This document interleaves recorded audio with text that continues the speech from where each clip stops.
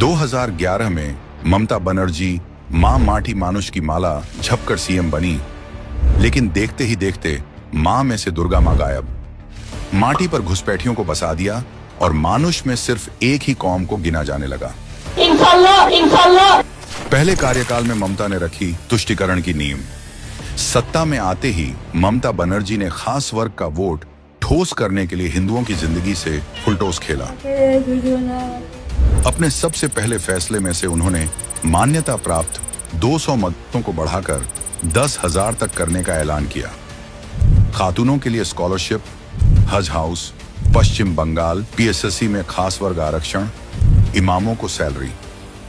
खास वर्ग को खुश करने के लिए टीएमसी वालों को तुष्टिकरण की टोपी पहनकर रैलियों में जाने का फरमान जारी हुआ। ममता का साड़ी पर सिर ढकने का ड्रामा।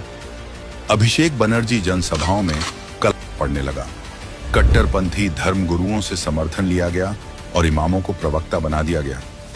मतलब ममता बनर्जी ने 5 सालों में खास वर्ग को इतना पुचकारा कि 2016 में उन्होंने ममता नहीं ममता बानो बनकर ही चुनाव जीत लिया।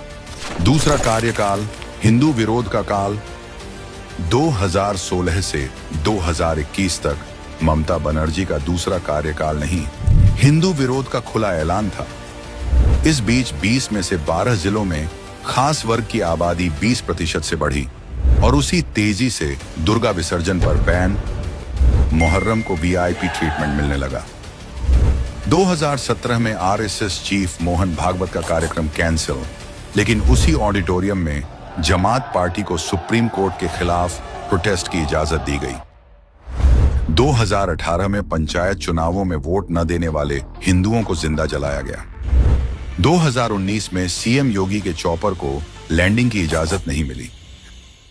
रामनवमी जुलूसों पर पाबंदी, सीएए एनआरसी में विरोध के नाम पर हिंदुओं को निशाना बनाया गया।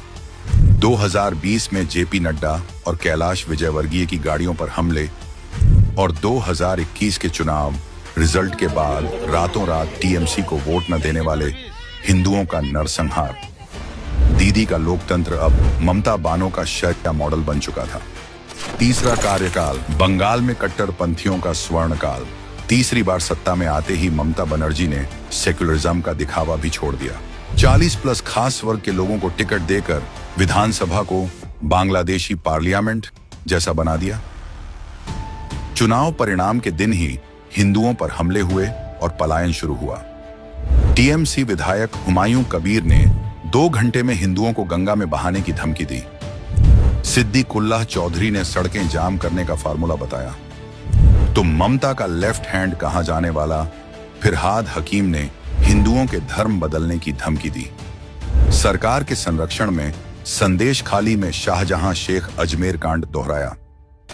बीजेपी की हिंदू विचारधारा को गंदा धर्म बताने से लेकर महाकुंभ को मृत्यु कुंभ कहने तक ममता ने दिखा दिया कि सत्ता के लिए वो किस हद तक गिर सकती हैं। रामनवमी पर पथराव, मूर्तियों की तोड़फोड़, जय श्री राम बोलने पर गिरफ्तारी, उनके तीसरे कार्यकाल में हुए इन घटना का क्रेडिट भी ममता को ही जाता है। ऐसा लगता है कि 2011 में ममता बनर्जी ने जो तुष्टिकरण वाली स्ट्रेटजी बनाई थी कि वो सिर्फ एक कौम के सहारे बार बार सत्ता में आ सकती है, चौथी बार सत्ता में आने के लिए क्या वो यही मुकम्मल कर रही हैं?